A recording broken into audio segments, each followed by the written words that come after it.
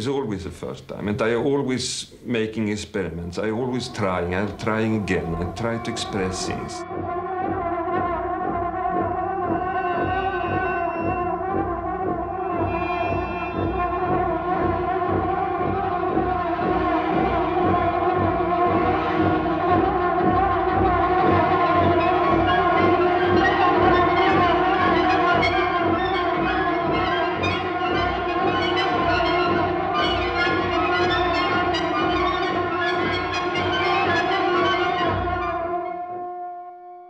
The Hour of the Wolf is one of those beautiful, gothic, scary use of words. I mean, but they're so suggestive. And that terrible hour, around 3 in the morning, when people tend to die at that hour, babies tend to be born.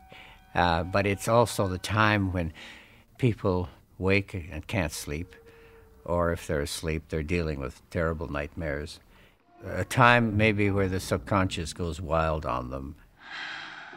It's a wonderful description for this movie of a man who's prey to all the monsters that come out. The Hour of the Wolf.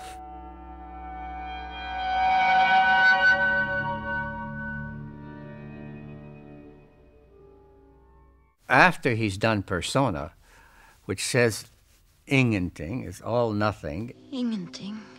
He's deconstructed film.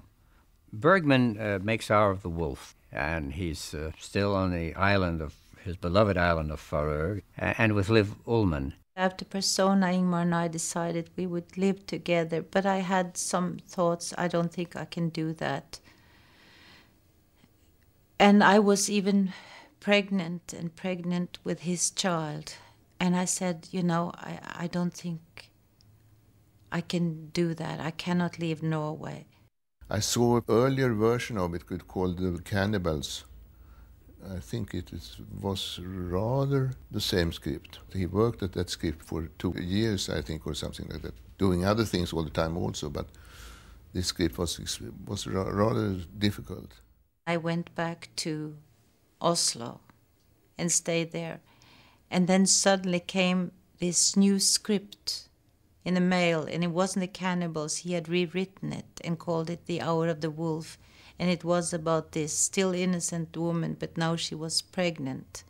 And she goes through this nightmare of a story. And he said, okay, if we're not going to live together, can we do this movie together? And I went to Sweden to do Hour of the Wolf. And then, of course, he was the man I loved, and I was the woman that he loved. So that's why The Cannibal turned into The Hour of the Wolf, because he wanted me, and it became that way because doing a new film together, we knew we couldn't part.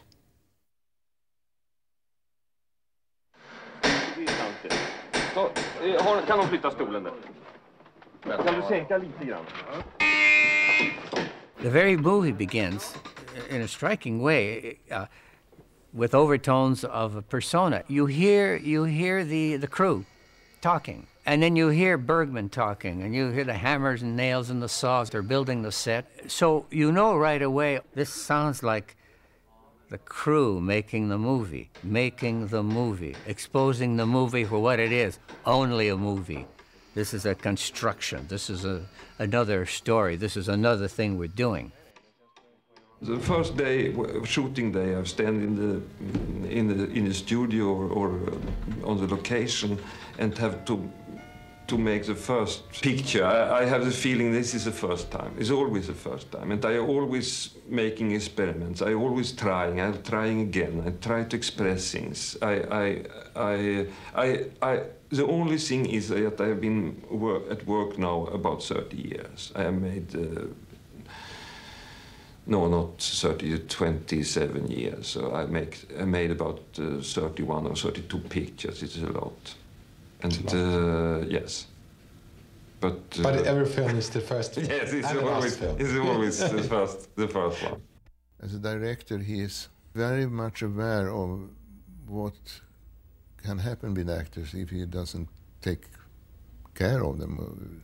So it's very well organized. And that is very important. Very well organized And still you have a little space of freedom that you can put in things where you think that now I'm myself creative. And he can see other people's creativity.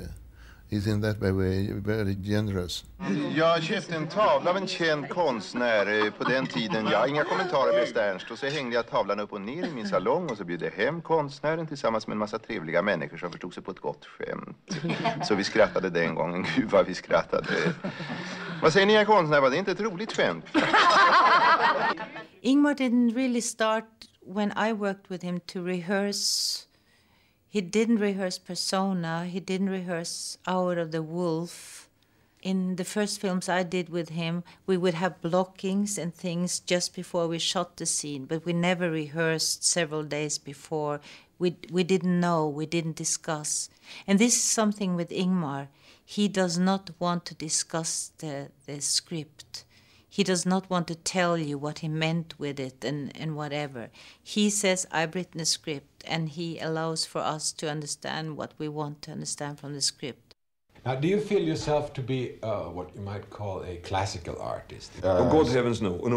Strive for... No, not yet. I'm not yet in a museum. I'm still alive. I'm still alive. I have always the same difficulties with the technique. I have always the same feeling of despair, of being unhappy, that I couldn't express what I wanted to express.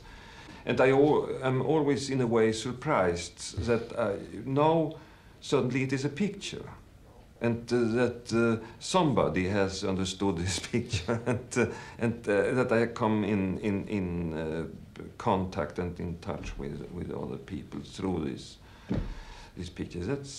I feel always surprised, but I don't feel classical in any way. Like other directors, they always say, and I think they mean it, that they're telling a story. They tell a story and they don't want to have an interpretation of what it means, which is symbols. And I think, for example, Hour of the Wolf, it can look like it was a lot of symbols there. And I don't think it is. It's a scaring story, narrated very simple, even if the persons are very scurril.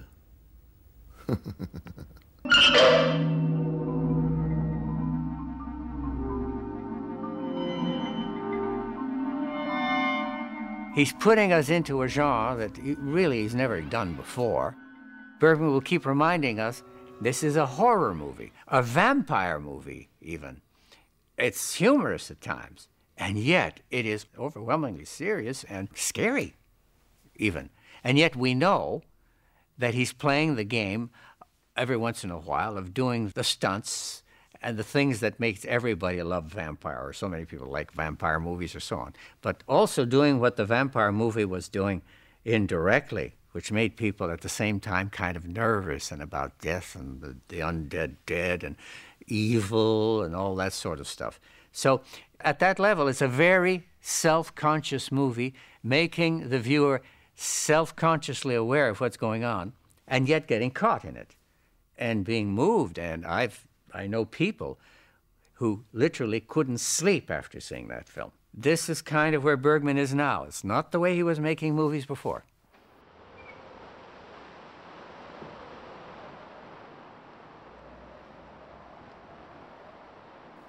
Something that I liked very much in Hour of the Wolf, it's the opening scene where the woman that I play, she's talking not even to Ingmar Bergman, the director. She is really talking directly to the camera.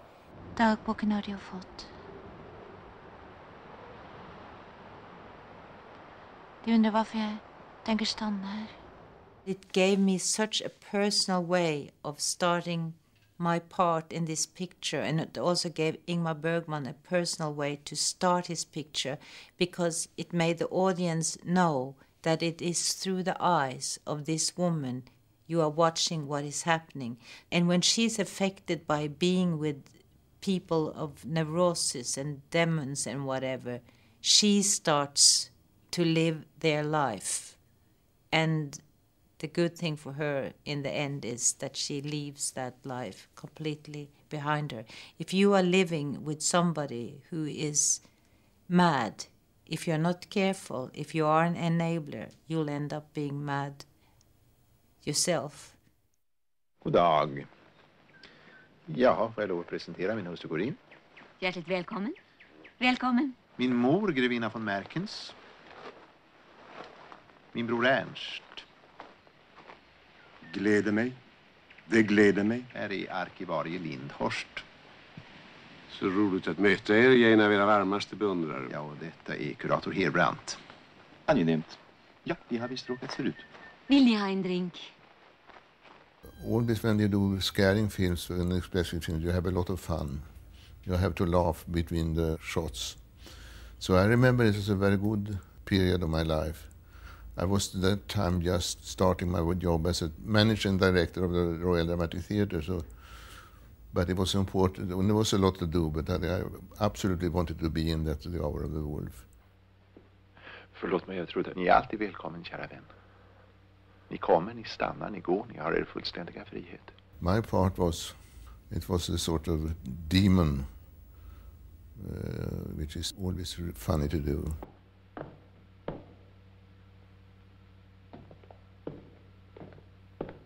Everyone who see the film says to me, how did you do? Do you walking up and down in the ceiling? Det är bara min svartsjuka. Går i vägen, ni snäll. It was a trick.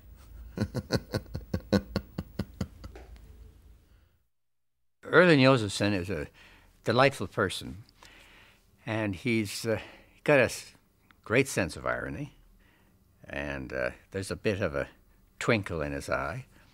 And of course, yes, Bergman gives us truth and reality, but what truth? What reality? Because the actors are living truths, whatever they are, however outlandish, and they're serious. They are in their roles. Det fanns en tid när nätterna var till för sömnen.